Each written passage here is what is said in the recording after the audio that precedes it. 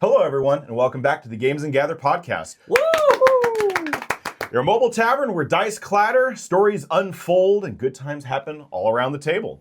Whether you crave epic battles, laugh at the hilarious natural ones, or just want to get lost in the narrative, you found your seat. I'm Isaiah, your game master, and with me are my good friends. Hi, I'm Zach, and I play Gorlog Bonecrafter. I'm Thomas, and I play Arthur Mountbatten. Hi, I'm Garrett, and I play Alistar Flickerwick. And howdy, I'm Travis, and I play Finn Fortune. Yes, well, tonight we'll be returning to the mists of Ravenloft. So, grab your torches, hold your soul close in a land long forgotten. Abandon all hope, ye who enter the mists. Welcome to the table. Let's begin.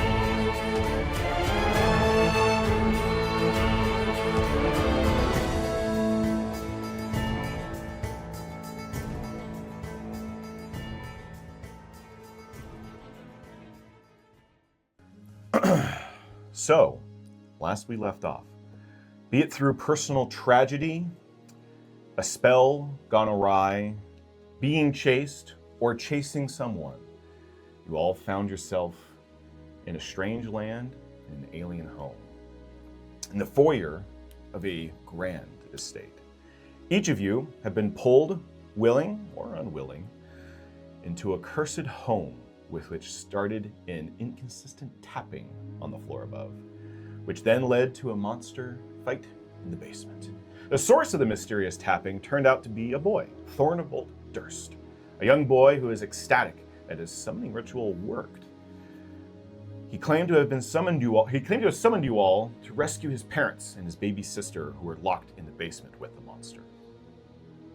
But he did not know where the basement was.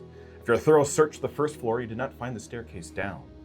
Searching further in the house, you found two letters, one from a Count Strahd von Zarovich, and the second from Mrs. Durst to a woman named Petrona, both detailing what really went down in this damned house. And in the search of the house, you found the nursemaid, swaddling what turned out to be a severed head. The fight ensued with the nursemaid turned scream thief. After defeating her and taking a short rest, you all continued the search of the rest of the home. You found a secret door leading to the attic space, where Thorn showed you a dollhouse, which was a perfect representation of the home and all of its secret chambers. Trudging forward, you all made a straight shot to the floor below, going down the spiraling staircase and discovering an ancient tomb, or now ancient tomb. Found the passageway winding down past the mausoleums of the Durst family, all vacant and waiting for their final resting place. Trudging forward, you made a straight shot to the floor below where the bellowing cry that you've been hearing intermittently was emanating from. And at the end of the staircase was the antechamber and preparation room, whereupon dozens of days were covered in various bizarre implements of torture and malice. Whereupon Alistar began to burn each one of these, but not before the moaning cry echoed loudly from the ritual chamber, where Gorlog and Finn lost control and began to drag Thorn into the chamber. Failing to stop Thorn and Finn, Arthur and Alistar watched in horror as Gorlog and Finn ripped apart Thorn, limb by limb, appendage by appendage, throwing the body as strewn around the ritual chamber. And finishing the ritual was the goring of the baby Rose at the ritual dais by Finn, where the roar of the monster in the basement revealed what this creature was. Creature made of shadow and darkness, Mr. and Mrs. Durst, who also were summoned at the as the portcullis closed, the ritual chamber sealing you all in. The battle had begun. The fight was long and arduous, but with a critical hit using radiant power, the monster was defeated, dropping the bones of baby Rose into the water with a shrillish anger of Mr. and Mrs. Durst, went an attack at full froth against you all. But it was not enough, as you were able to finally put down those unworthy parents. Taking the bones of Rose and Thorn to the final resting place, you all rushed to escape the rapidly aging and deteriorating house. So that's where we begin again. The ghostly apparition of Thorn and baby Rose disappears into the warm embrace of dawn's light. In your hands, Gorlog, is Thorn's teddy, gifted to you as a parting gift. It glows faintly in the sunlight, and its warmth to the touch, stirring an emotion of bravery within you. The sunlight reveals the village. At the end of the walkway leading to the Durst estate, you see numerous single and two-story homes with all clay tiling roofing, married with chimneys that smoke softly. The streets are dotted with silhouettes as the village's inhabitants seem to be awake and meandering about for their morning routines. Some chimneys hold plumes of smoke, but the strongest plume is coming from one of the largest buildings in the center of town. Additionally, there is another estate on a short hill surrounded by metal fencing. The last landmark of this village that you can see is the church on top of the tall hill with a cemetery behind it. The events over last night begins to set in all of you as you soak in the morning sun and air. And the reality of your current predicament finally takes hold. You are all far, far away from home, in an alien land, with fellows whom you just only met a few hours prior. And really, you barely know each other's names. All of you, in your own way, unpack and question all that has transpired. So, what all would you like to do? Are we gonna talk about what just happened? Yeah, well, that's a first for me. I've done a lot of traveling, but I've never been thrown into a, what was that, a death cult building?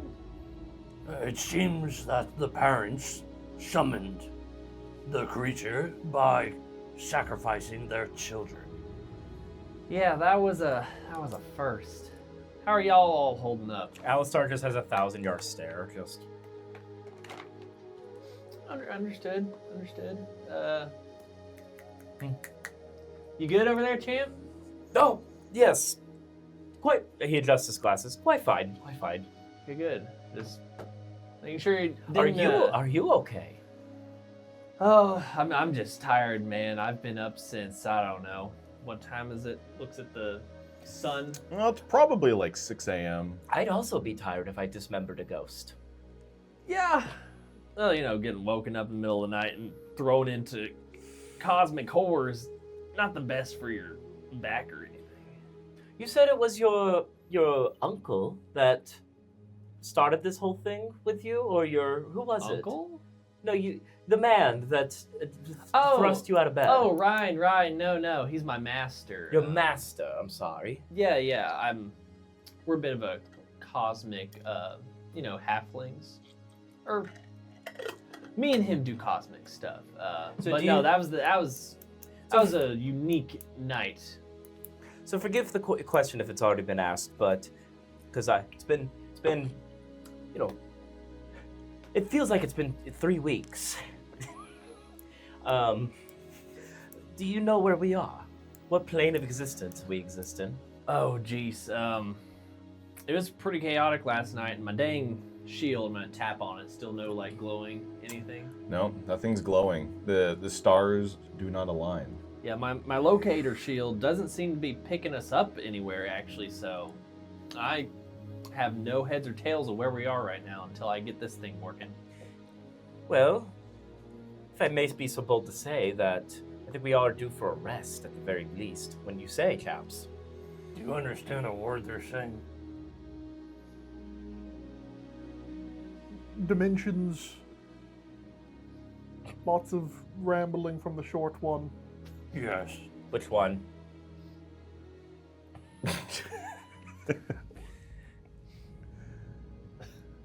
Where should we sleep?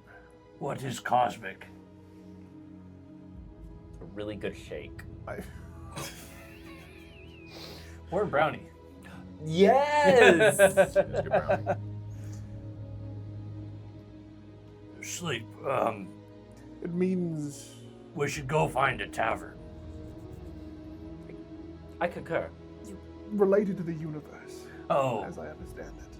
Yes, you might call it the astral sea. It's pronounced differently depending where you come from. What else would you call it? Wouldn't it be space? more? Wouldn't it be more quaint? oh, space. Space, yes. Wouldn't it be more quaint, Finn, to call it the galaxy? Boy, howdy, have I heard that pun at least 100 times, and it's just the best every single time. I'm glad. I have just the fakest, smile. Just like, It was never quite as entertaining as my brother was, but I come up with a good bit every now and again. yeah, well, keep those bits rolling. I'll try to pay attention to them. All right, chaps. Yeah, But I'd say we find the tavern. Yeah, I concur. Is there a road leading from what remains of the house we were in down to the village? Yes.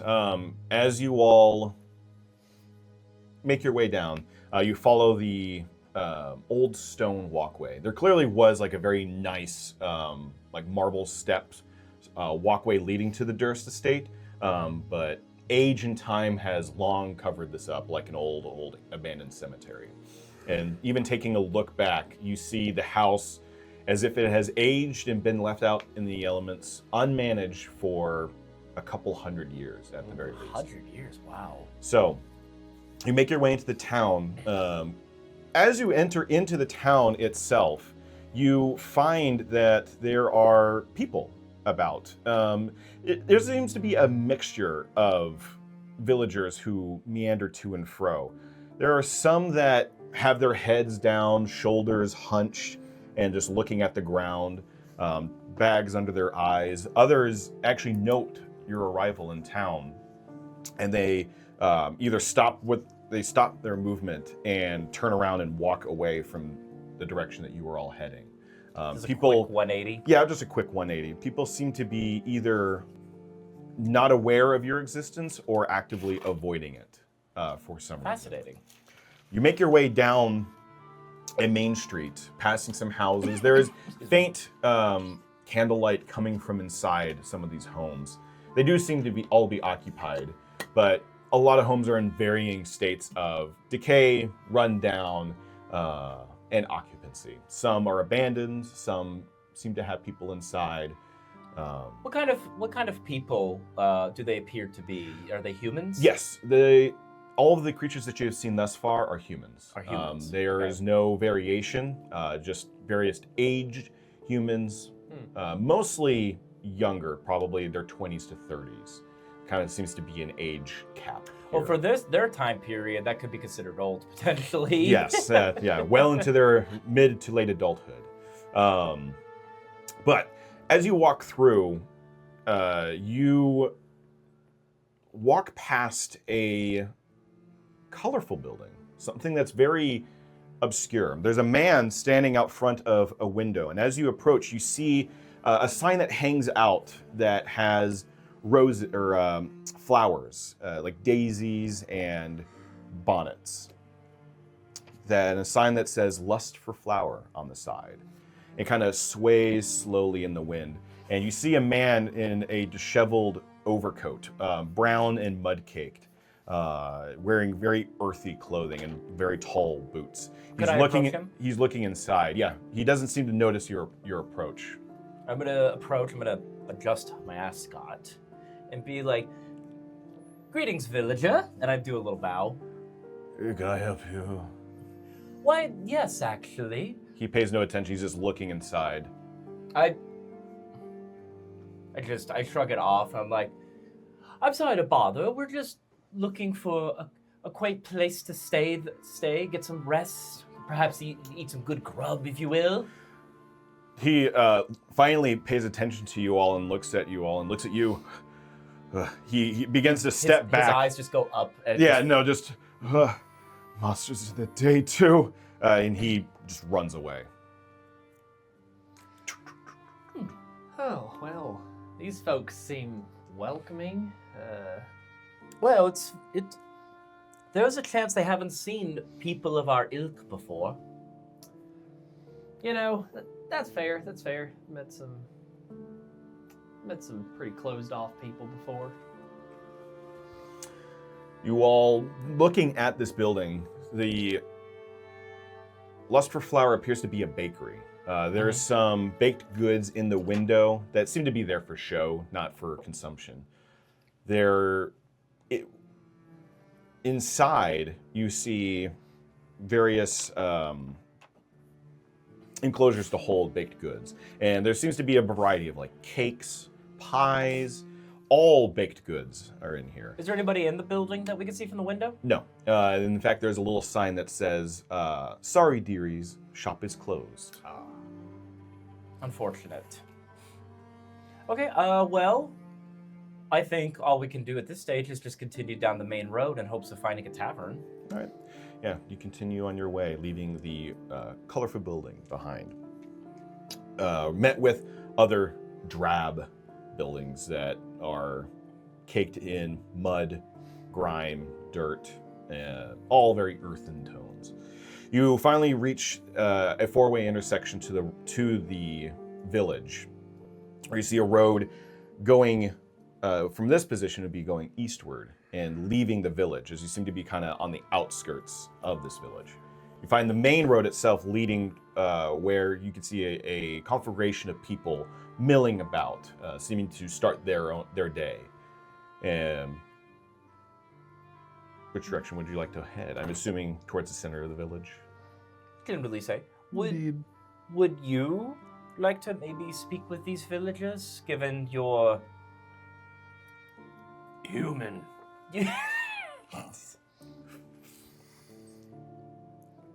People tend not to want to speak to the man that has an uncanny nature, but I can give it a go. Okay. Pardon me, sir. You go up to someone.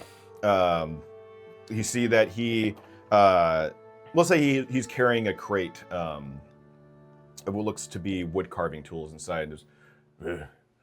Yes, can I help you? Are you a craftsman? Yeah, we're delivering goods to the wood builder. You're outside there, aren't you?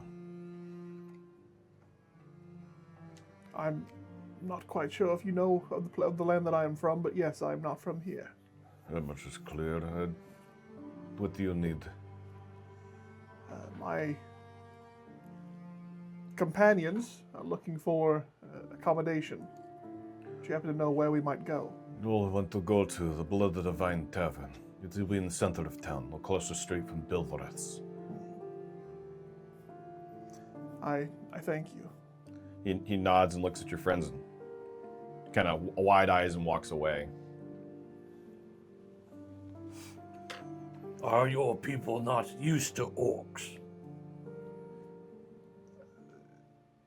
There is nothing that I could compare the sight of, quite frankly, any of you to what my world has. I cannot imagine what they have here. Well, we know humans so far. Was it the center of town, he said? Indeed. Well, let's be on our way then. All right. You all make your way down the center road. The houses that you pass seem to be combined homes, where it seems multiple families seem to share one large house, as there's multiple front doors and long decayed and abandoned gardens out front. You do pass one other building worthy of note. On the outside of this building, you see the sign that says Remedial Rose, and it's just a very simple rose embossed on the side of this building. And you can be clearly identified as an apothecary and spice store, as you see hanging in the window bundles of garlic, thyme, rosemary, basil, and there's also various vials and bottles that are filled with liquids, advertising what lies inside. However, the shop is also closed. But this is the only other building that you notice that has some color to it. It is painted red, but the paint has been the paint was probably originally done some 20 years ago, so it's a little faded now. But there is on the outside written in paint, tonics and clonics at your leisure. And another catchline that says, herb for the cure.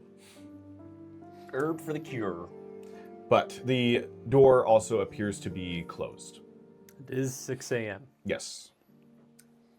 Making your way past, you all find the center of town, the crossway intersection, where you find two buildings. On your left, to the south, is Bildrath's Mercantile. A very simple sign that just states what it is.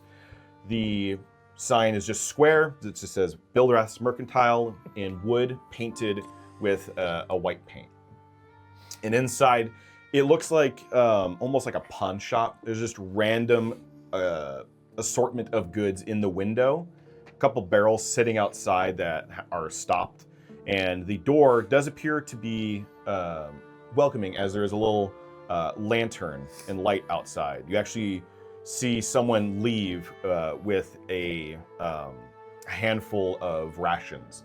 He stops and sees you all in the street and kind of gives a wide berth around, continuing northward. To the north is what you see to be Blood of the Vine Tavern. A single shaft of light thrusts illumination into the main square. Brightness looking like a solid pillar. Above the gaping doorway, a sign hangs precariously askew, proclaiming it to be Blood on the Vine Tavern. But a close inspection reveals that it originally read Blood of the Vine. Someone has painted an N over the F. Interesting. This, what looks to be a once widely and nicely adorned tavern, has grown shoddy over the years. But inside you see the flickering warmth of a fire and hearth. Stepping inside, you see this tavern is about half full in occupancy. There are various people sitting at tables in groups of 1 to 4. Some families where there seems to be like the father and his 2 children who are presuming having breakfast before going out to work for the day. So as you step into the space, there are a couple tables free. What all would you like to do? I guess I'll just say to the merry men, all right, y'all go grab a table. I'm going to try to get a waiter's attention. See if we can't get some food and talk about what the heck we need to do and where the heck are we. All right. Yeah, easy enough. Inside you find a warm fire boiling up a perpetual stew in the center. People are at the tables, and you see at the bar, as you all take a seat at one of the tables that's free enough to hold the 4 of you. You see behind the bar is a large, stocky man standing about 6'2", but skin kind of drapes over him. It looks like he was a very strong man at one point, but has lost all of the muscle, and his eyes are almost like there's a glaze over his eyes and very dull demeanor about him. Ooh. He is currently... Get that man in the office now. He is cleaning some glasses currently with a rag, just kind of looking down with a mopey face. And then coming out from the back door is a woman who's carrying a tray with various plates and bowls, along with some tankards.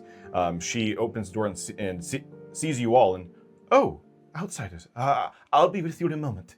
As she walks around you, putting food on a table. The people at the table eyeing you all before they go back to their food. They seem to have always a side eye looking at you. A woman that recognizes us as outsiders of this realm. Perhaps she'll be of some help to our problem at hand. She also did not run away. Yes, also a good sign. You never want a woman to run away from you. Well, yes, you're correct. Factually, you're correct. I'm going to get in the chair. As you might imagine, at the grand old height of 3 foot 5 inches, I'm gonna have a little bit of a struggle with it at first. Yeah, your nose is about right here with the table. Oh my god! The table. Yeah. Yeah. I can ask if she can go get us some booster seats if they have those here. Something tells me they won't. I'll be fine. Thank you so much. And Okay. what I'll do is there a tankard already on the table? Sure. We'll say there's one. Yeah. Okay, so I will use Mage Hand to do a little flick of my wrist and have Mage Hand to bring the tankard over to me. Okay. Yeah. It is empty currently, and it was someone's tankard at one point. Oh, darn. But it's okay. I can wait. I'm gonna look for a little crate just on eye level with everybody. Just sit on top of a little crate. There are no crates currently available, and y'all are sitting on benches Oh, benches. at this table. Okay. Sorry, benches. I just realized, so we never took a long rest since we fought Rose. No, Oh, we have yeah. not. So Gorlog Wait, is I- currently yeah. sitting at 1 HP, so he is a bloody mess. Yes, he is a bloody mess. In fact, This would be why people are running. yes, just a little bit of bloodied orc walking through, or half orc. She finally comes to your table, and she's tying her apron up behind her back. Well, hello. Sorry. Welcome to the village Barkov. How can I help you? Would you like some food? Food You- would be good. Food. Okay. Then lots of food for you, big man. Meat. I'll see if we have something in the back. Could I get some eggs, bacon, and maybe some blood sausage if you have it? Well, yes, actually, we do have blood sausage. Yes. Oh, wonderful. Well, all right. Anything else? Wine, please. Oh yes, a big old flagon of mead. Meat. It's good. Yes, I'll get you some morning lager. So tea and biscuits, if it's all right to ask. I don't know if we have. Actually, I do have some tea for my friend. Any other food? Meat. Meat. Yes, I got meat. Oh, and I'll have some questions for you later, but food first. And I'm gonna slip her 2 gold for. Oh, thank you. Actually, as you take out the 2 gold, looking at it, you kind of pause for a second as you see a face on it, a side profile of a face that you don't recognize. Your coin seems to have changed. It still holds its value, but it has been altered. Fascinating. Huh. Oh, okay. Transitioning to another world has also altered our currency. Well, that's never happened before. Fascinating. I'm gonna just take the gold coin and start writing in my spell book with it. But it has not given him manners. I'll pull another one out and give her the 2 still, and just let him keep that Thank one. you. This is far too much, but I'll see what they can do. Thank you. Yes. The villagers are responding much more. What's the word I'm looking for here? Hostile? Hostile than you are. I am old enough to know that outsiders come to this land every once in a long while. You'll have to forgive them. People here do not like outsiders. Why For a not? very good reason. Outsiders bring trouble, Oh. or they bring death with them. So, But our coin spins all the same. yes, coin does make a difference. You'll see that with Bildrath. Let me go get you your food and drinks. You need it. And she Thank you runs off. kindly. I will, as we settle in, I will like reach out with my cane and like press a button on it. You all notice that as I take my hand away, the cane remains suspended in air. I will use it to hold my hat All right, yeah. as we. Do I Relax. recognize the magic at work? Make me an Arcana check. Yay. Also, I have lowered my chair to Oh, try and more perfect. accurately portray what it's like at the table. Yeah. Should get you a booster seat for that. Damn it. Well, yeah, there you go. Yeah, booster I think you guys were right about me getting bad rolls out of the way, but let's see if this works. It is a 13. It's a cane. Yeah, with 13, it's magical of some sort. He's already described his magic. What you describe as magic is different from his. He is used to a different form of arcana. So the source of this you don't quite know, but you realize that, oh, this is a magic cane. It's a cane, it's doing a magical effect, but what it specifically is or doing is a little vague to you. I'm gonna open a new page and just go, oh, and then just start like making a little diagram of it and writing down what I'm seeing as the effects. Perfect. Cool. Yeah, so I've been keeping it together pretty good because traveling to new places isn't the biggest for me, but the coins being different actually has me a bit like, stumped. Like, just like pondering it, looking at one in my hand, trying to think of why would my money have changed with me being thrust into this place. At this stage, I'd like to imagine that Gorlog is just chewing on a bone at this point because he's not hungry. So we don't have food yet, but as you look That's at the Gorlog, reason you have the bone just came out of nowhere. as you look at Gorlog, he's just staring down at his forearm. I'm leaking. And there's just blood. Well, I Drip. believe that outside the building and to the left, there's a toiletry. I require fresh bandages. Oh, sorry, I've been so distracted. I'll quickly grab your arm and just do a cure wounds on you. Ooh, okay. He's about, don't cut. Oh, thank you. Yeah, sorry. I meant to do this earlier, but I got caught up in the moment. And let me give you a roll. 2d8. As this happens, Arthur kind of leans over and studies the magic that is currently taking place. Yeah, this would be Thank you. very obscure to you. Yeah, I just clap my hand on his wounds and just some green light starts emanating. Does Cure Wounds have a verbal component? Does it now? I'm looking through my spells like I have. Yeah, it's verbal and somatic. What do you say? I'll just be like, grow back now. Yeah, Feel and better, y'all. Yeah. that chunk that he tore out of his arm with his teeth, the previous episode, just starts filling back in a little bit. It's still very there's a surface level of flesh that is obviously gone. Yeah. But Like scars. well. So how does your druidic magic work? Is it like actual nature where vines and whatnot grow around the wound, or as you're a moon druid, is it just through light and warmth? I feel like I'm sparking the life in him to get it to start regrowing. So with plants, it's less of me generating plants and more of me telling them to start grow growing back. very fast. Yeah. So your body essentially kicks into high gear, and you see the wound immediately scab over, and then you see the skin start to softly grow as the body heals rapidly. Gorlog is still very hurt, so it's definitely not it's healed completely, but it's now fully scabbed over. Yeah. When you guys finish looking at his arm, you're all going to see Alistar hanging from the cane. Just holding on to it. Fascinating. Yeah, does not move. It's upright at the moment. So you're It's upright. Damn, I was hoping it would be no, you can just go up and just yeah. try and move it. You're fascinating. Yeah.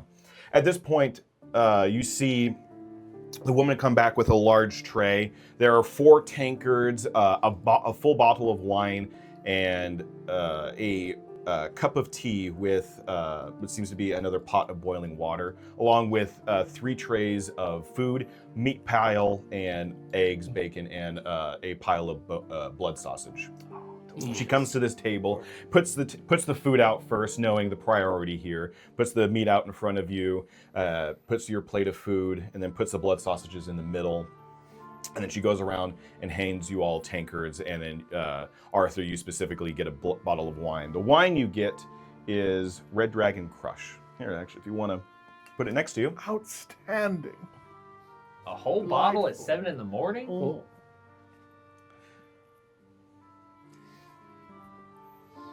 That's cool. Well, I'm sure you have lots of questions. I had my husband out to take care of everything. 4 drinks, dear. 4 drinks. You see the man turn around. He has 2, 1 in each hand, looking. This is the man with the turkey neck skin? Yeah. Okay. And he looks at her. You used to see like sunken, sallow eyes.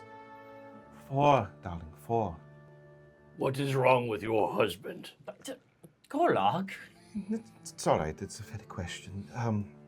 After the Silver War, he did not come home quite the same. The Silver War? Yes, the Silver War. It was a war that occurred some, I suppose it's now some 20 years ago. My husband and our son went off to war, joining with the Silver Band, a army of clerics and paladins from far-off lands. They came and tried to fight the devil, and they lost, as everyone else has always. The devil? Yes, the devil. Which one? The devil. You cannot utter his name. It is best not to. If you speak his name, he will know where you are and what you are doing. They say if you speak his name, his eyes will be upon you. Is this his name by chance? Yes, it is, but you must never speak his name. Never speak his name. It is So, too late. I read it out loud in the house. The house? Yes, the one up on the hill. The old Durst estate? Yes, I believe that it is one. You all escaped from the Durst estate? we were brought here to this world through the Durst estate. Yes, Oh. Thorn. Oh. A young child was conducting a magical ritual that was, quite frankly, well beyond his years and wisdom, but he managed to do it and bring us here. He wanted us to help. I see. Wow. I think we managed to do it, but now we're looking for a way to get out. Well, you'll want to speak to the burgomaster, but I'm sorry to be the bearer of bad news, but there is no leaving Barovia. Once you are here, you're here forever. I think back to the words that Silverquill said when we had our conversation before entering this world. He told me the same thing. I'm sorry to say this. You and your souls are trapped here forever. By trapped souls, what do you mean? Because you said the devil. Do we fall into Avernus perchance? I'm not familiar with Avernus. Okay. Yeah, everybody has an afterlife. Avernus, the Black Death, Hell.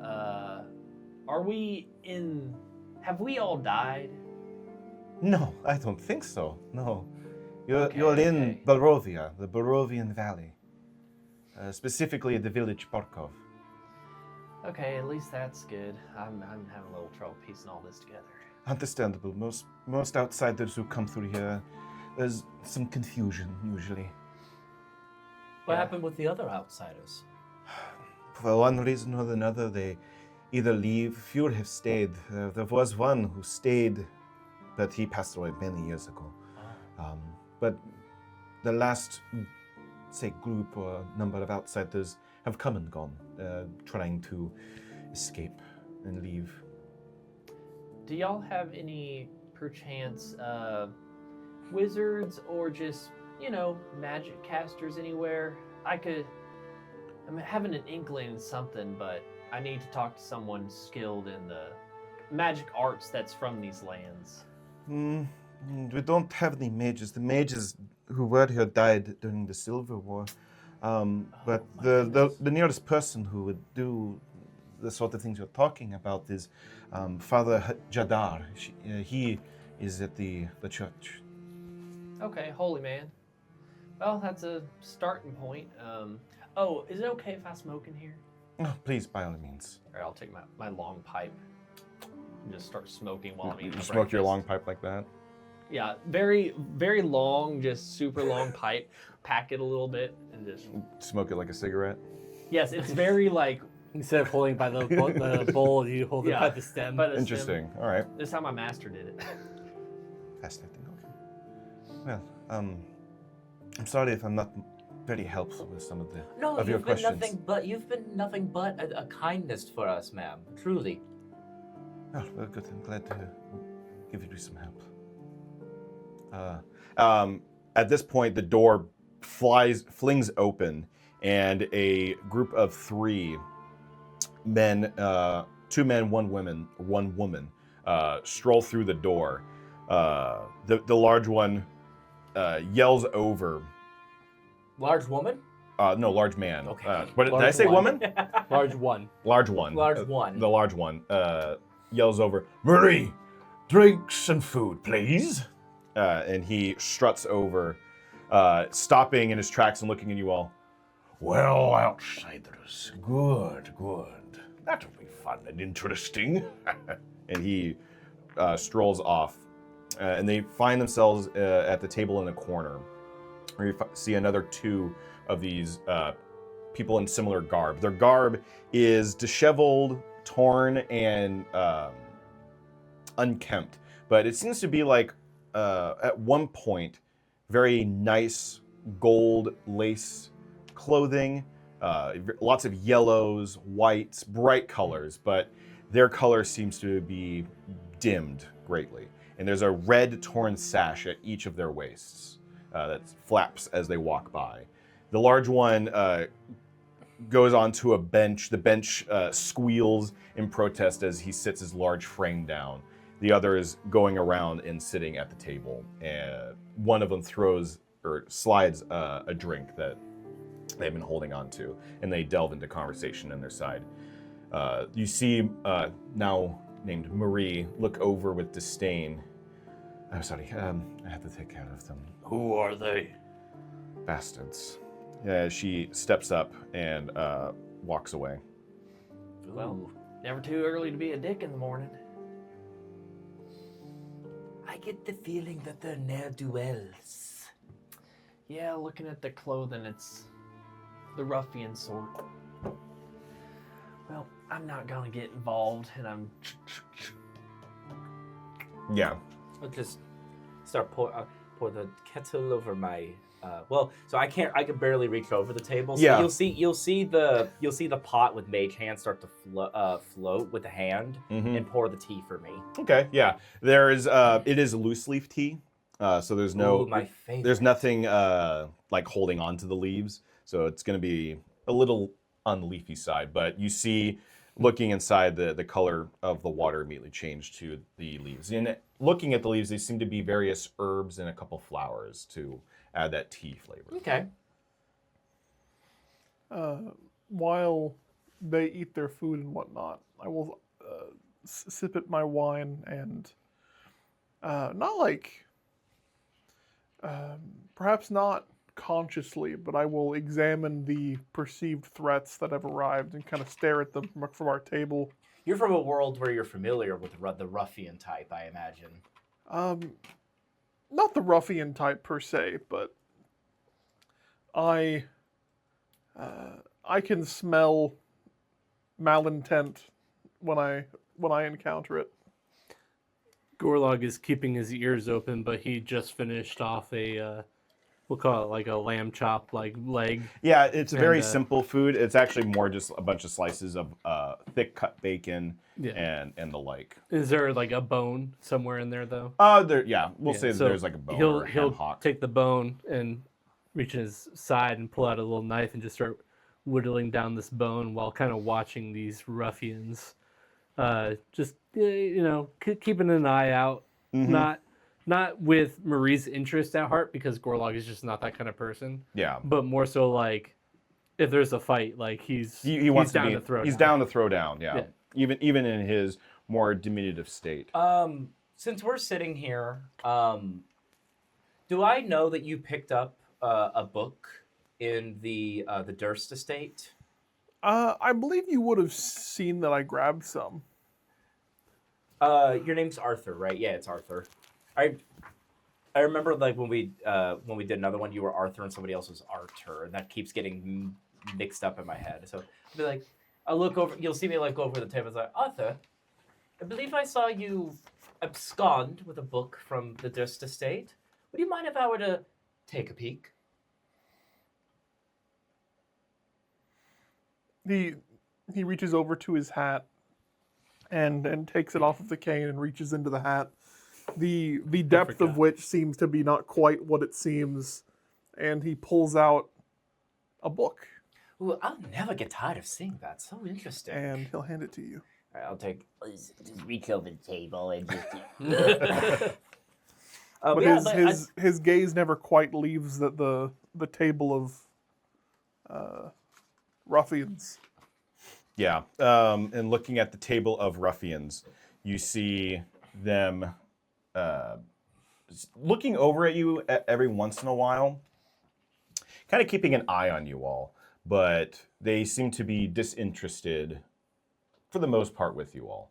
But they are all ruffians, as you described.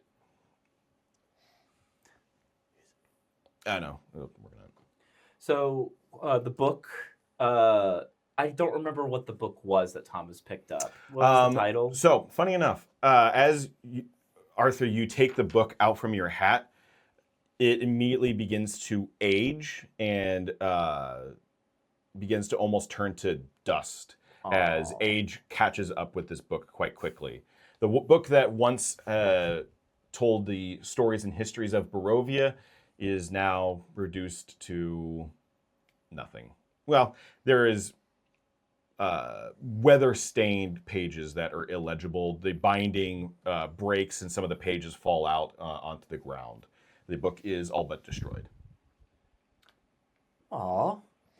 Just I'll look super sad. My ears will droop. Well, there goes that my afternoon. It's okay. If we look around, I'm sure we can find a library. Ooh, I would love that. Yeah, even poor towns usually have them. But first, what I'll do for a good rest. Once, her name was Mary, was it? Once Mary is done with these, I'll look over like this and I'll be, fellows, we should ask about lodging. Yeah, we need to get a base of operations, probably established somewhere, then figure out where to go from there. But the burning question is what are you all going to do? She said that outsiders don't ever leave this realm. What do you make of that? I'm putting it up to poppycock right now. I'm sure we're in some accursed lands because all my bits and bops have changed and my dang shield, keep tapping it, is malfunctioning. So either way, we need to find somebody a little more powerful who can kind of help out. My ancestors were space orcs that came through a portal into High Imiskar. I'm sure there's a way out. Whoa. I read that on the D&D wiki lately. Surprised me too. I actually just turned to you and I was like, eyes laugh, like, whoa. She did really? She did mention that mages and wizards once existed in this land before the Civil War. Wizards have a tenacity for leaving their great work behind. I'm sure if we were to perhaps find one of their old abodes or towers, we might be able to find hints as to what to do. Yeah, and I don't know if my master made it through these lands or if I got sucked in to wherever we are. But I'll tap my staff. I'm not powerful enough yet to use everything that he can, but if I can get somebody to kind of help out, I can maybe get us out of the situation. Okay. For now, it sounds like to me we should go visit this father that she spoke of, a religious man. Yeah, he'll at least know what the heck the devil is, because the religion around here is probably worships him or, sends people to their grave with him. The devil is the man listed in the letter. Yeah. It was... We are not supposed to speak right, his name out loud, according to the nice lady. I'll try not to. I don't want to, put a foot in my mouth in front of, all these nice people who won't look at me. There's quite a few of them looking at you currently. Oh, Well, like side-eyeing. no, side-eyeing. I mean, I'm just like a really pale dwarf or short human, you know. True. So they may just think you have like a medical defect, which makes you a weirdo in your own right. My medical defect is I'm from the English Isles.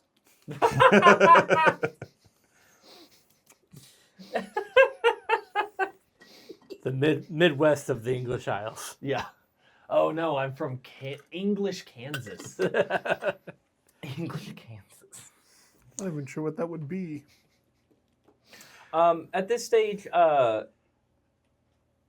would Mary Yeah. be- So yeah, at this point, Marie would come Marie, out from the back, the doors flapping open as she comes out with a plate full of tankards, much nicer than the ones that were given to you. The ones that were given to you were wooden.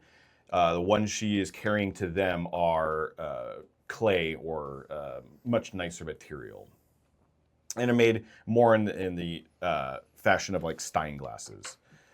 She carries them over to their table and dishes them out, and they all begin to imbibe. And she turns around to briskly walk away, and the large one drinks and spits. Did you spit in this, Marie? She stops and turns. No, I did not spit into your drink. This tastes awful. He throws it and smashes it onto the ground, creating a splash of the drink, and the sound of the clay shattering echoes through the air. She immediately turns and flings her the tray that she was holding straight at him before he blocks it, and he clatters to the ground. Don't you monsters have anything better else to do than bother us poor folk? The large man stands and just backhands her, sending her sending her sprawling backwards into the back of you two, we'll say, as she falls to the ground. Us two? Mm-hmm. You're bumped forward. The large man stands and spits down at her. So Gorlog stands up and squares up. The other one squares up. What do you want, little freak? Douche. All right. Okay. All right. Love a good headbutt, and that's where we'll take a break. We'll be right back. Hello. For some reason, we lost the audio for the bar fight. So please imagine two big men just beating the crap out of each other for a good solid 5 minutes until one finally gives up. Thanks, and back to the episode. Very good. Now the whole village knows we're here. Damn right they do. I will now put the banana that I accidentally grabbed back in my...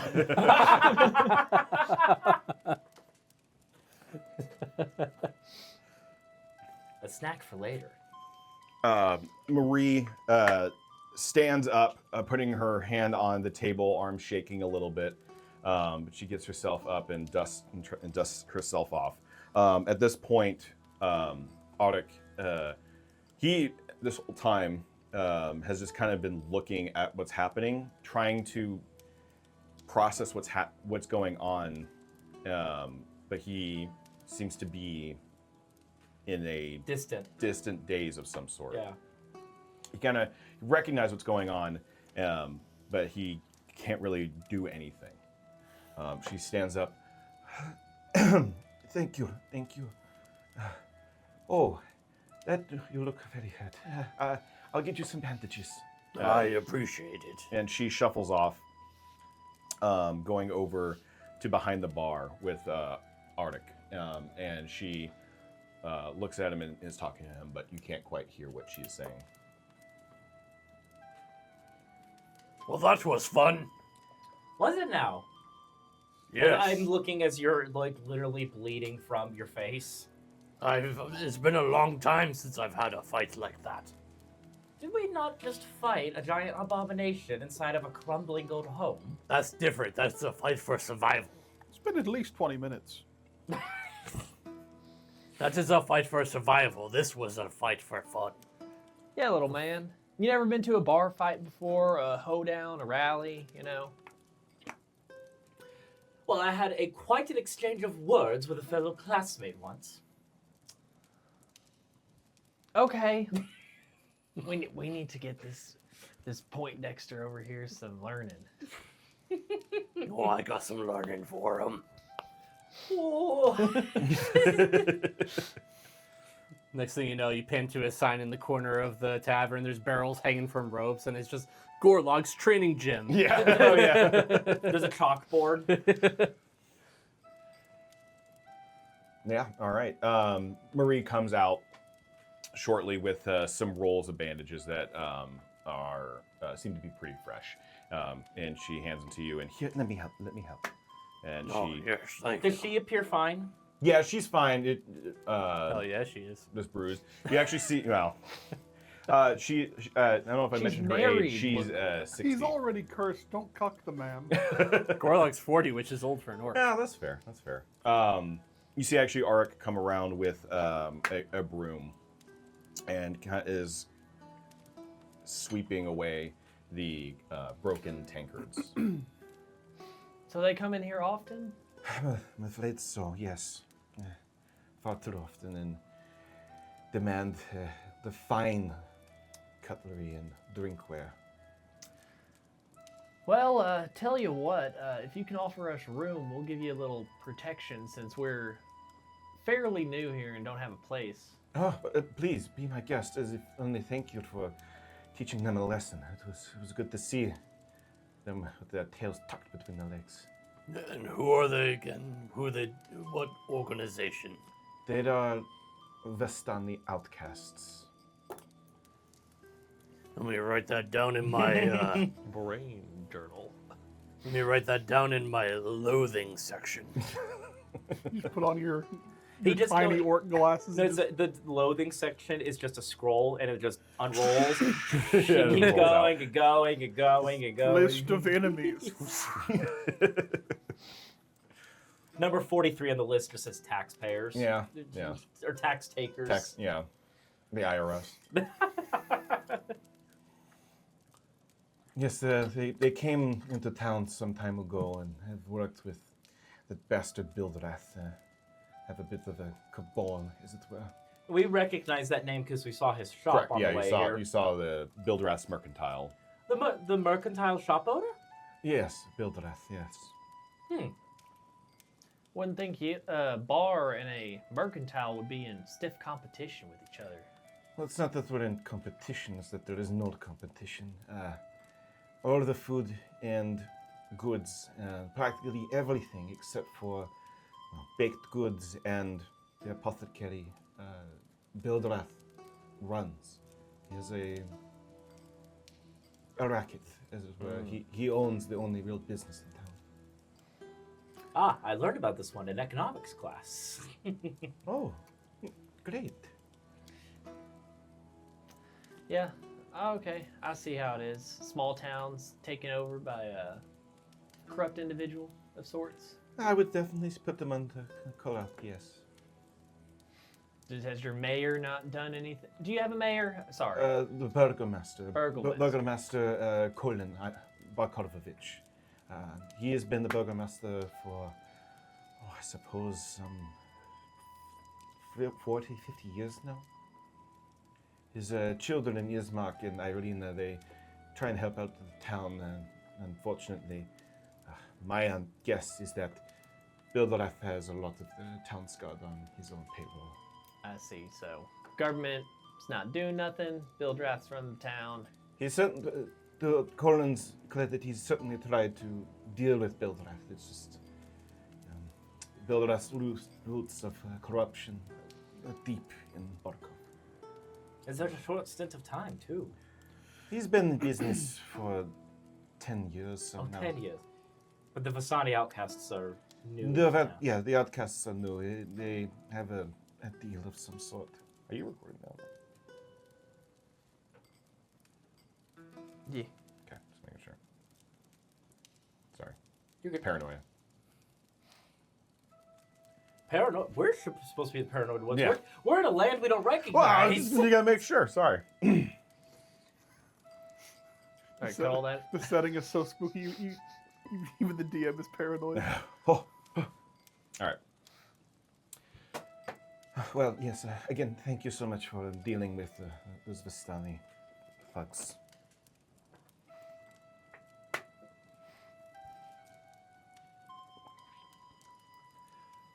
Well, I'm beat. Yeah, I was gonna say. Well, yeah, if you certainly want to take a rest, by all means. You'll also probably want to go speak with Colin Markovich. Yeah, him and Father Donovich. No. Father. No, Father, I wrote it. I wrote it down. Sorry, I didn't quite catch the One name. second, I got it somewhere. Father. I probably wrote this wrong. Gidhar? Yadar. Gidar. Father Gadar. Father Gidar. Gadar. Yadar. I hardly know her. Yadar. Yadar. Yadar. Gidar. Yadar. Yeah, we gotta speak to the higher ups and see what quite's going on around here. I would like to get some rest or rest my eyes a bit before we go and headbutt to the father of the town real quick. Well. Let's not get hasty about headbutting no royalty. That's a shoe into getting us all killed. Is a father royalty technically? No, the burgomaster. The Burgomaster Masterburger. Master Burgermasters. Where I come from, that's how we settle all of our disputes. With a headbutt? Yes. That's using your head. I see. Sadly, I don't think humans work the same. You're a halfling. Oh wait, yeah, I understand now. I'm stupid. So ignore me. What's your intelligence again? He's the smart one. I'm supposed to be the smart one. I'm not the wise one. That'd be wisdom. Yeah, that'd be Yeah. wisdom. That's true. I only have a +1 in wisdom, guys. Fair enough. Only. But yeah, I assume we should get some rest. We can say while you guys are eating and talking, you can take a short rest with imbibing in food and drink. Finally, actually able to take a moment. You see, over the course of some 30 minutes of your rest, you see multiple patrons come in and out, mostly out, as the day's light begins to grow and becomes midday. The sunlight that was there in the morning now there's an overcast, and less sunlight comes through the windows. Marie goes about the bar, cleaning up, taking plates. Her and Arik doing work around the place while you all imbibe in various drinks or food. Towards the end of your short rest. Does it have to be a short rest? Well, it's about to be. Oh boy. Okay. As nearing the end of your short rest, the door opens, and in comes a what looks to be a nobleman. More characters. Yes, Yay. more characters. Bear I am with me. excited.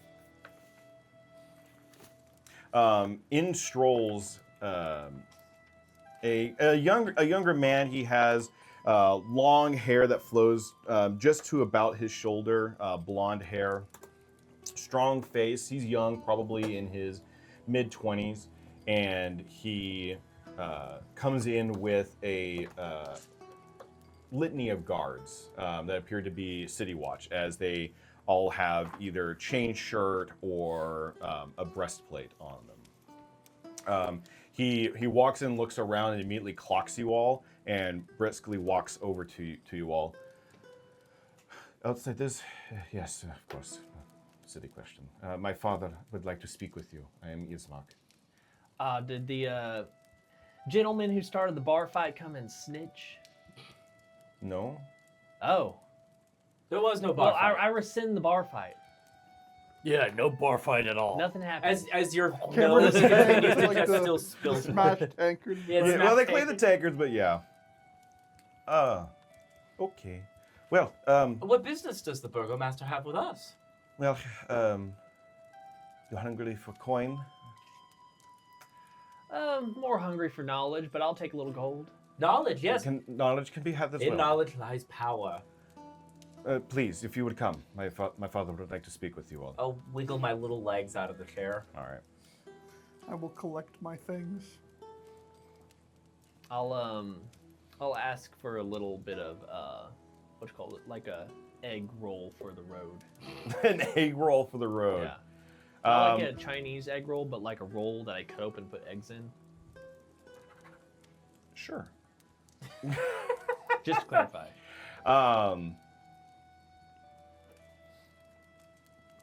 Okay. We'll follow this Sure. Young blonde man. Yeah. As he walks That's out. always spelled good things for us. Yes.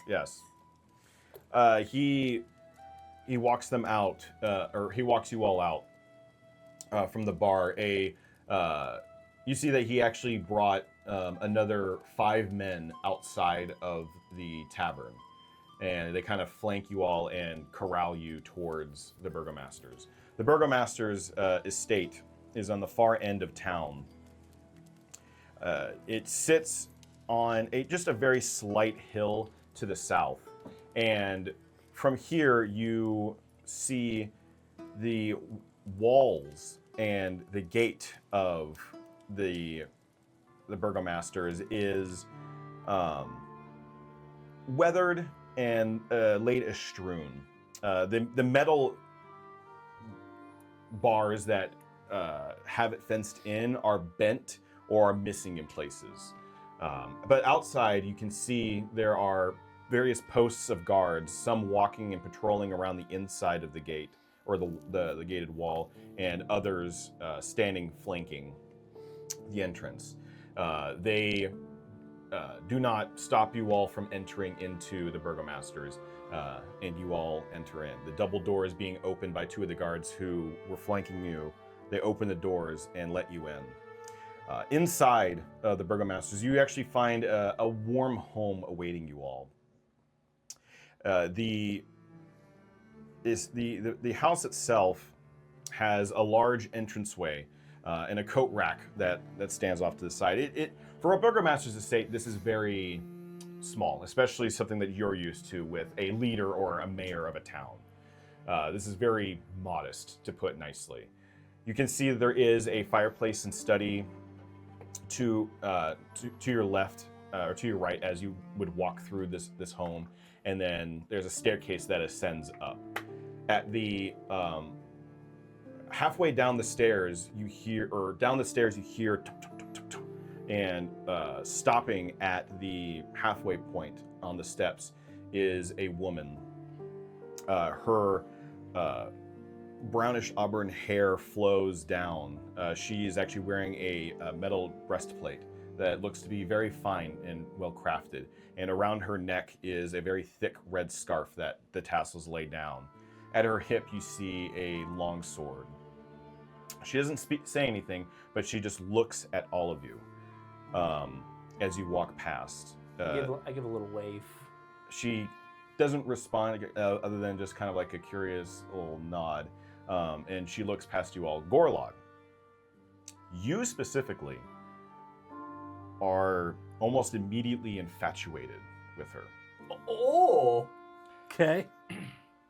You, for a human, she is finer than any other orc that you have seen before.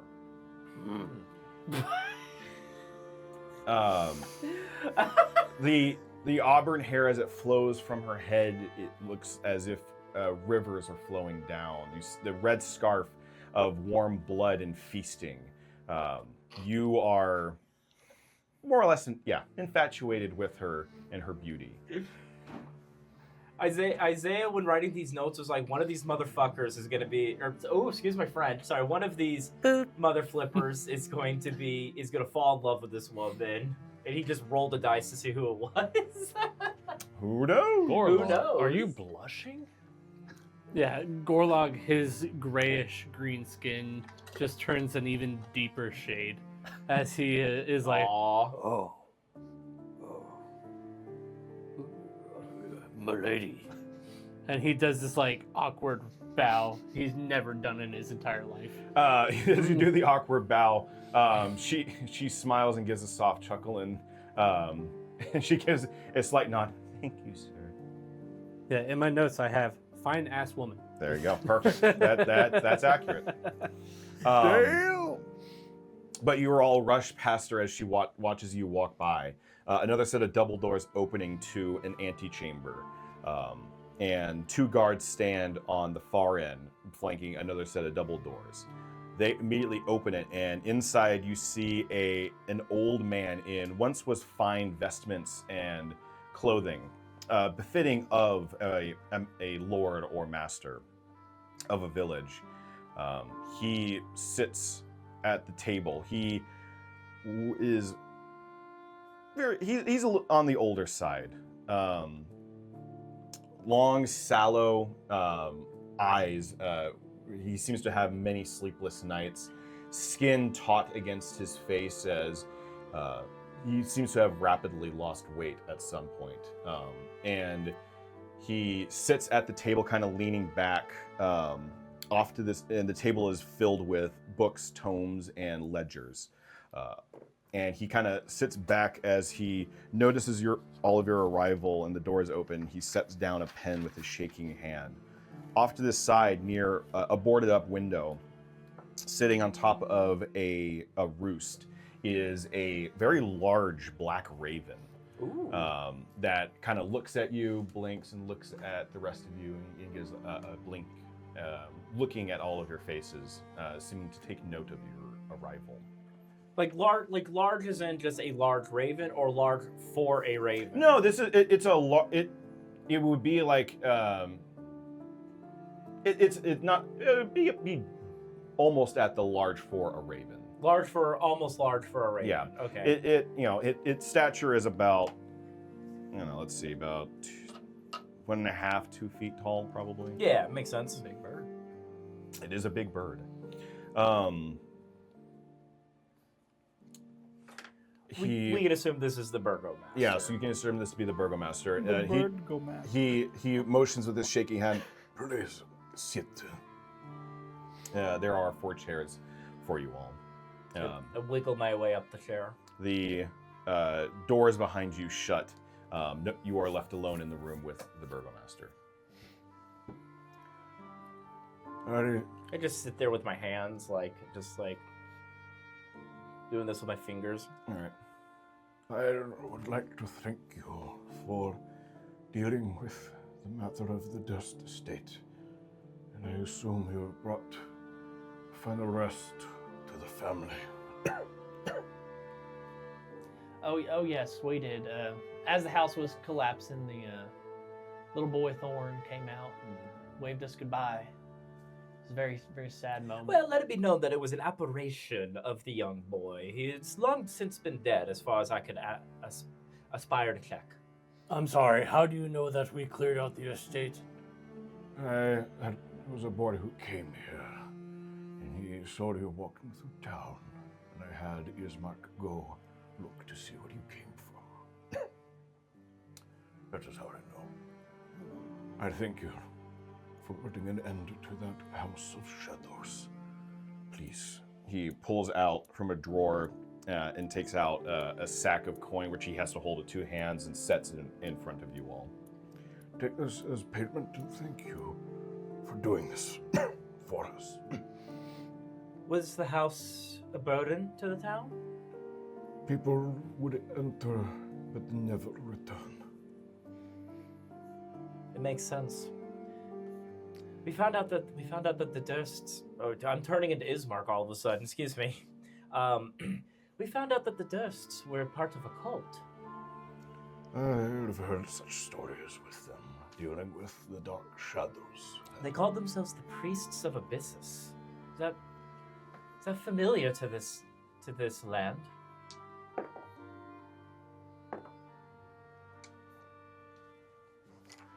There are devil worshippers that I've heard before. But Now, you say devil. We have come to learn there are 2 definitions of devil. There is those that come from Avernus, which is a plane of existence that he comes from, funny enough, actually. And there's this one. yeah! yes, that devil. I'm not sure. I'm assuming you've been told to never speak his name. But he is the lord of this land. Voldemort. So the priests of Abyssus worship this devil? No. The priests of Abyssus I have not heard of before. Okay. I've heard of Abyssus, but not priests of them. You will want to speak to the father at the church if you want to know more about that. Understood. What I do know is you are here now under the land of the devil. So, the devil, just to sort things out, this evil devil man rules these lands. How long has he been ruling? I do not know how long he's been the master of this domain, but it has been centuries, most like. And a lot of people are freaking out when they're seeing us walk around. Is he human, perchance? Yes, he can appear as human. He appears as many creatures or people. Okay. Interesting. He's not a shapeshifter like a... He can change his face and appearance at will. Okay. So, land ruled by evil man. Gotcha. Just gonna write that down in my little journal. We were also told that... Ruled for centuries, evil, changes faces. And we were told that he can also see all. It is said that he knows everything that goes on in his land. Yes. Can scry. Is he the reason no one leaves once they enter these lands? It is said that he is the curse that puts the mists around this land, this valley. The mists? Why? No one enters or leaves. My word. Okay. We're speaking of a powerful man then. That Yes. he would be powerful enough to disrupt a teleportation spell. Or someone of that stature, at least, I think, might. All right, that's a good lead. Thank you. I'll thank you for that one. Do you know why the Durst would have this letter from him? From what I've heard of decades prior, the Durst family were trying to worship him of sorts, do some sort of evil magic. Of what I don't know. No. You would know more than me. It seems they sacrificed their children. That is But the strange tragedy. thing is that from what we could gather from the letters, this devil, as you call him, was quite angry with them for doing that. He was not pleased with their rituals. He may be evil, but child murder might be a little step too far. He's I've bad met some guy, bad but guys. He's not bad guy. Well, the devil is a lord, after all, and he carries himself with a certain sense of noble honor. He does not lie, does not cheat, and I would say yes, he would probably not be too keen on the murder of children. From my interactions with him, however limited, that would make sense. Well, I'll at least respect this man for that. Even if he cursed them all to a unending torture in the basement of that house for centuries or however long it was. Decades? You mentioned shadows, I believe, in Yes. reference to the devil. Yes. What kind of shadows are we talking? Well, Like, what do you mean by that? the city is surrounded by shadows. What that means, I don't know. I've never met him in battle or anything of the sort. Okay, understood. But I looked to the gold pouch on the table. I was like, I at least appreciate the kind gesture of the gold, but we were kind of thrusted into the situation with the Durst home against our wills, to be honest with you. It was just a matter of survival for us. So many outsiders come to Barovia, unwilling and foisted into the mists and the darkness of this valley. I apologize personally of your misfortune. Well, you speak of other outsiders. Has there been any outsiders that come to? You said the town was was Barkov, right? Yes. Are there any outsiders that have come to Barkov as of recent? Not in some 5 years. 5 years, my goodness. They came and left, I believe, to escape to the mists to the east. They went to the east? Yes. What's but off to the east? The wall and the gates of Barovia. Once you pass it, you are lost to the mists. Okay. Interesting. So no visitors, mists. Do you get eaten alive by the mists? How do you get lost in the mists? I do not know. It just said that you are lost in the mists, never to return. Okay. All right, don't go into mists. Don't interact with the spooky man. Anything else we should know about these lands? Being new here, is there? I'd say other than the devil, what's the number one big bad in the area? Well, that is partially why. Those question. What's the number one big bad in the area? That's partially why I asked Ismark to bring you here. I am obviously dying. I am old. Battles have worn me down. My home has been attacked nightly for these past months.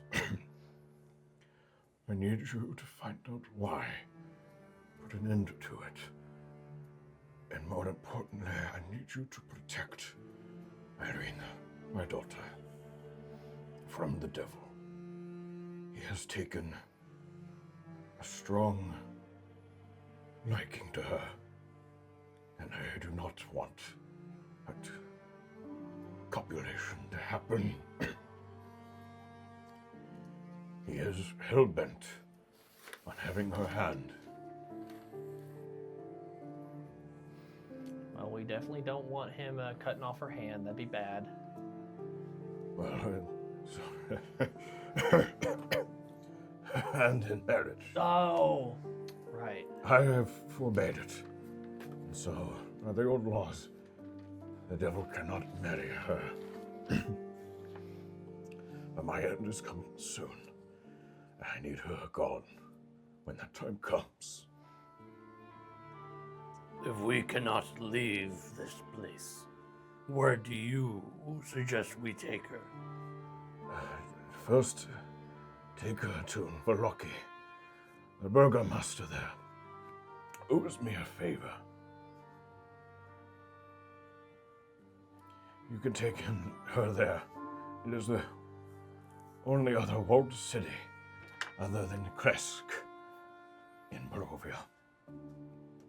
If I may be so bold to say so, you're quite trusting of strange folk that you have just met. Aside from what single humans sitting among us right now. Call it desperation, call it forlorn hope.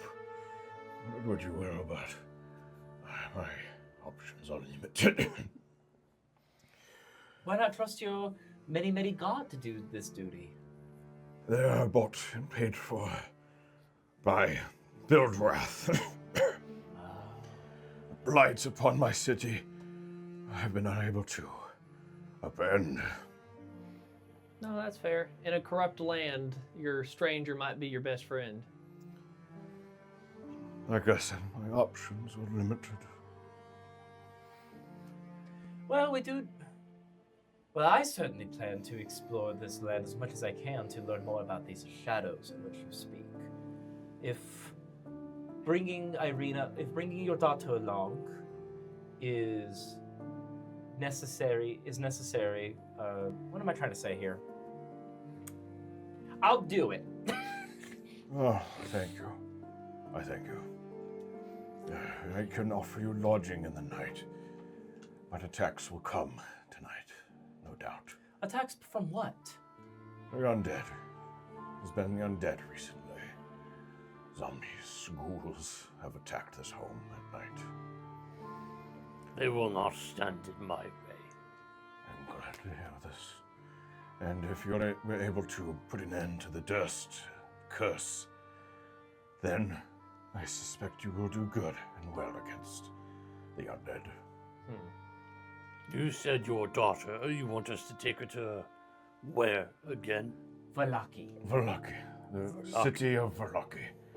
Find the Baron Vargas Valakovich. He owes me a favor from years past. And where is this town? You will take the old Severed Road. I will give you a map when the time comes for you to abscond. But while you are here, while the day is young, I ask for some additional help, if you will. Yeah, sure. We can help out. Good. If you could help with... I need the lichens destroyed to the north. They are affecting our loggings. Like the plant lichens? No, the lycanthropes. Oh. Werewolves, were-tigers. Gotcha. I could have helped with the jackals. lichen, but the lycanthrope's going to be harder. They have been attacking our loggers, and that is the lifeblood of Barkov. They've taken a likening. I need you to additionally track down the source of the attacks Thomas, on this home. is your character familiar with lycanthropes from your world? He has some idea. Some idea? His eyes perked up a bit at him bringing up the You would be, lycanthropes. yes, you were familiar with lycanthropes. You're more familiar with the werewolf type, along with other aberrations and constructs. So let me get this straight. Some of us are a little too familiar. Yes. So let me get this straight. The land is ruled over by a devil human who's been alive for hundreds of years. Your lodgings are getting attacked by the undead on a nightly basis, just about. And to the north lie lycanthropic wolves and tigers that are feasting upon your men. Is that correct? Yes, they are attacking the trade routes coming to and from and attacking our loggers. Dooby-dooby-doo, where are you? And I would have gotten away with it if it was If it wasn't for your meddling kids. Alistar. Sorry, everyone. I love It was a that. little joke. Is this Strahd a half elf? No, he's human. Really? Okay. Yeah, he's I thought he human. was a half elf. He is human. Oh, it's just Hauser pops up. He goes, I do have elven ears. And then he just holds up a little bag of them. Like, shuffling it around. For context, for listeners, we did a Dungeon of the Mad Mage run, not recorded, and not everyone's favorite, but that is one of our favorite characters that Isaiah here has ever portrayed. Was Halaster the Mad? Halaster Blackcloak, the mad mage. I love Halaster to death. He's awesome. Well, maybe we'll see him again. Maybe. My I favorite would is lo- Brick. Oh, so Brick, I yeah. talked about this, but like I absolutely 100% would if I want to run Dungeon the Mad Mage for things maybe outside of the podcast Yeah. for some other folks. I would run Halaster exactly the same Oh, way great. you ran him. Perfect. He's so good. Perfect. But getting back on track. The type of character you want to have in like cameos in Yeah. every campaign after that. Yeah. Getting back on track. The Burgomaster is asking us to deal with the lycanthropes. Is that he wants us to do that today? Or at some point. At some point? He's giving you a laundry list. He's giving us. Yeah, it makes sense. I mean, honestly, speaking outside of the game, I think we should all take him up on resting here for the day and preparing for the night. Especially if we're going to be fighting tonight. How much gold was in the pouch he left on his writing table? Taking it and looking at it, there's 40 gold pieces, 10 GP per person. Okay, fair enough. And for you, you notice that it is in the same embossment side profile of that man in the coins. Quick question, perchance. Who is this on your coinage? That is the devil. Oh, that is the devil himself. All right. I'll make note of that. Like, strange. All my coins... It's just Chuck E. Cheese. Chuck E. Cheese tokens. Chuck E. Cheese? The devil's Chuck E. Cheese? Chuck E. Cheese? Chuck E. Cheese is the devil. All right. That's making things click a little more. Yeah, these lands, he's got some powerful magic over them if he can change all my coinage to his face as soon as I enter them. Are you expecting to be attacked tonight? Quite possibly, yes. Well, then we would all need a rest now, to be honest with you. We've been awake through the entire night fighting for our lives to get out of the dust estate. Well, then, please, my home is yours. For you to take. Thank you. Truly, thank you. Oh, thank you. I'm more in debt than you know. By all means, enjoy yourselves and rest. Long rest? Yes, you may long rest. Yes! As you leave, He says, one more thing. Please speak with Ismark about that Mary and Gertrude missing. He's been trying to find them. We'll add it to the to-do list. And who is Mary and Gertrude? Their mother and daughter. They disappeared some days ago. Okay. They're both gone. Yes, they're both gone. And we talked to Bismarck. What? Ismark. Ismark. I am hard of hearing. Otto von Ismark. Otto von, roll out. Oh, nothing? Damn. Oh, wait, hold on. Laugh track.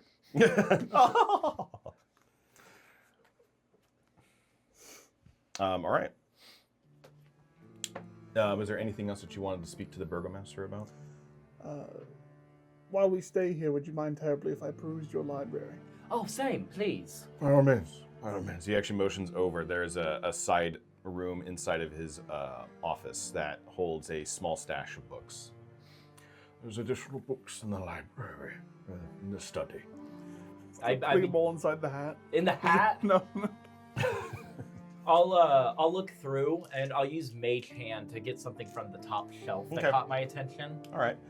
Looking at the books, they in here they mostly seem to be ledgers and bookkeeping paperwork, but you do find some books on the history of the Barovian Valley Okay.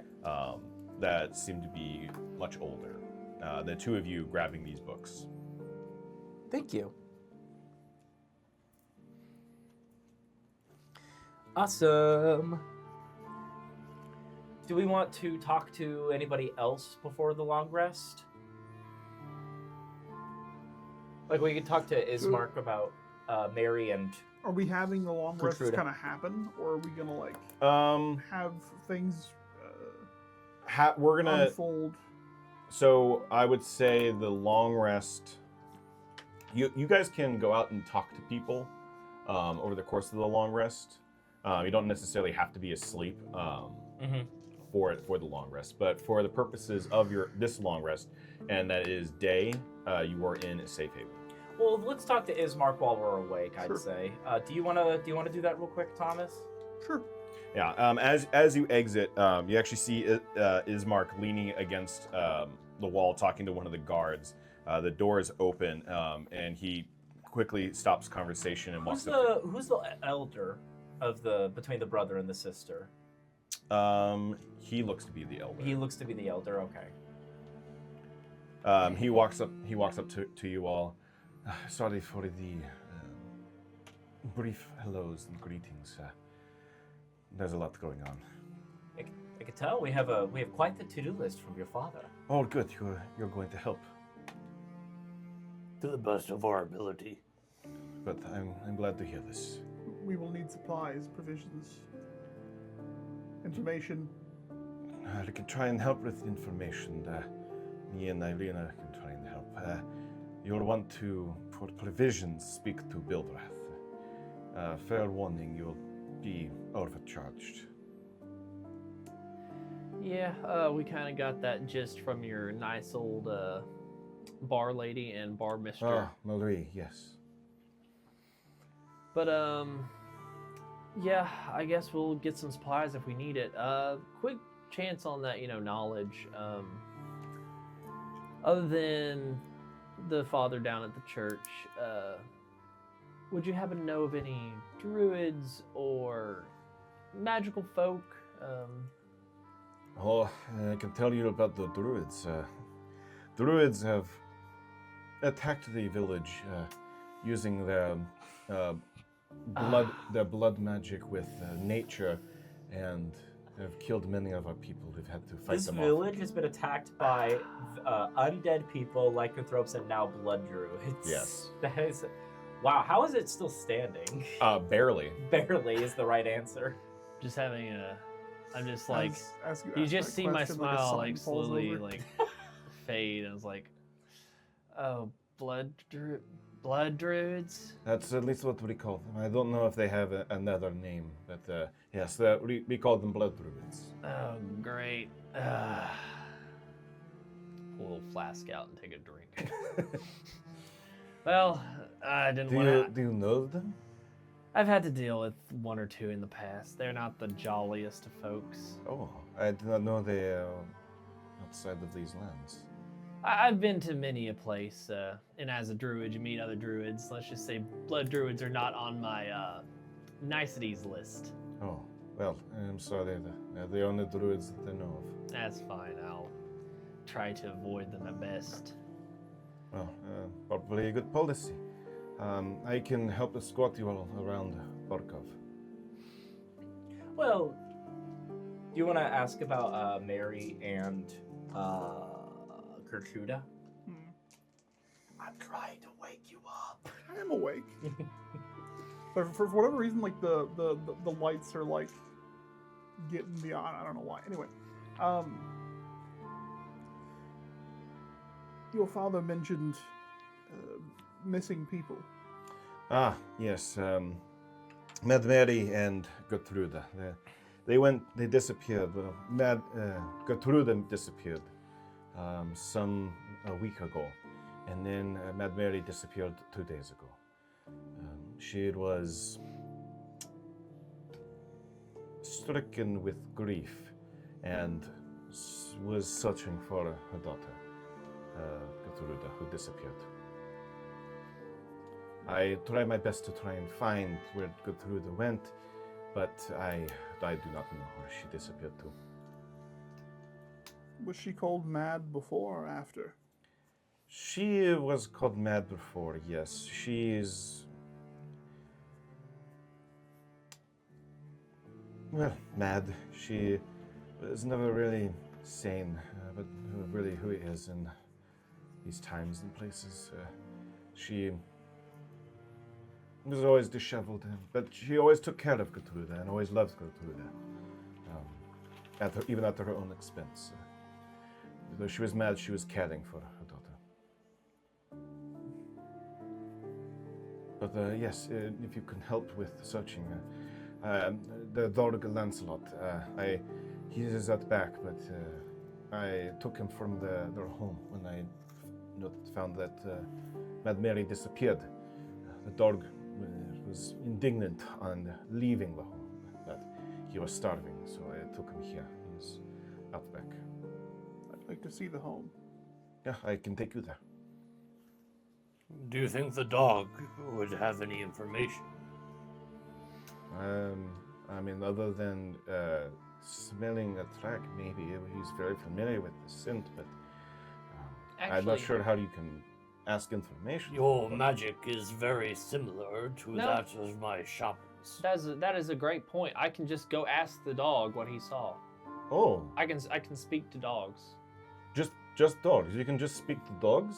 Well, Only dogs. the dog's the most important, but any animal I wish to speak to. That is impressive. Yeah, even that raven over there in the corner. If I wanted to have a chit chat with him. Oh, well, I wonder what he would have to say then. The dog just speaks Barovian so you can understand. He didn't What learn languages do you common. speak? No, I'm kidding. Common, halfling, celestial, elvish, and dog. Oh, and dogs. And There- dogs. oh, wow, look at that. Wow. How fortuitous.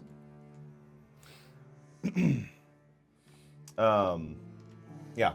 Well, I would be very interested to see what Rain has to say. But, all right, I can take. Where would you like to go to first? Do we need supplies at all, or y'all all stocked up? I need a rest. I'm more inclined to try to wait until after we've theoretically dealt with the overcharging problem. Mhm. We start buying a bunch of Well, stuff. rest. We're doing the safe haven thing where we're wandering around. So you're gonna get your I know. rest. I'm answering in game. Like Okay. I am not in need of any provisions at this time. But I will go wherever the party wishes to go. All right. Yeah, I wouldn't mind talking to the father to just get some more, knowledge of these lands, because there seems to be a lot of undead and ghosts and stuff, and a holy man might have a bit of a idea to all these crazy conniptions. He also may have knowledge of mages that have existed in this land, which would help me in my endeavor. Yes. So, holy man might be good to go to. We do need to go talk to the dog if... Dog, diggity dog. Yeah, I need to go talk to the dog. Parlay with the pooch. Parlay with the pooch. That's a good Episode one. title drop, ladies and gentlemen. Parlay with the pooch. All right, I'll write that down. I mean, the dog is just out back. You could go do that real quick. Oh, is he literally here? Yes. Okay. But yeah. If anybody wants to come parlay with the pooch. All right. So, we'll say you all